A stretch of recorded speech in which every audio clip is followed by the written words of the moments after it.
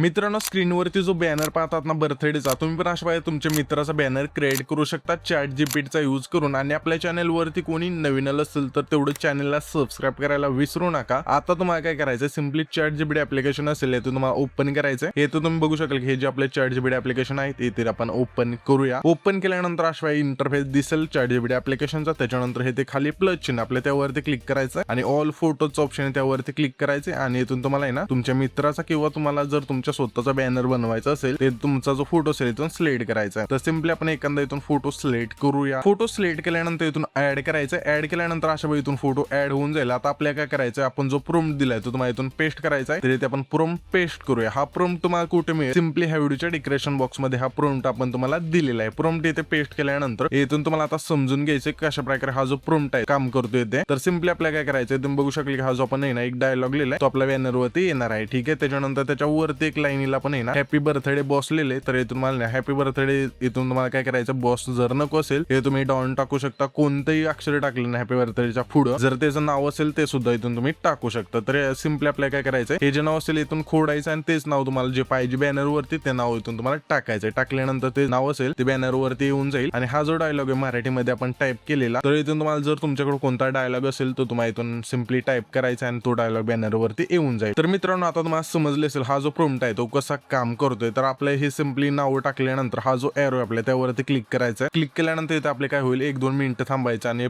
इथे जी आपली इमेजेस आहे इथून क्रिएट होईल। मित्रांनो, इथे तुम्ही बघू शकाल की हा जो आपला बॅनर आहे बर्थडेचा इथून क्रिएट झालेला आहे। तर अशा हा जो प्रॉम्प्ट आहे यूज करून तुम्ही अशा तुमच्या ज्या मित्राचा बॅनर असेल तो इथून तुम्ही क्रिएट करू शकता। आणि हा जो बॅनर आहे तुम्हाला सेव्ह करण्यासाठी सिम्पली त्यावरती क्लिक करायचं, सेव्ह करायचा आहे। आणि हा जो प्रॉम्प्ट आहे आपण तुम्हाला खाली दिलेला आहे। Thanks for watching.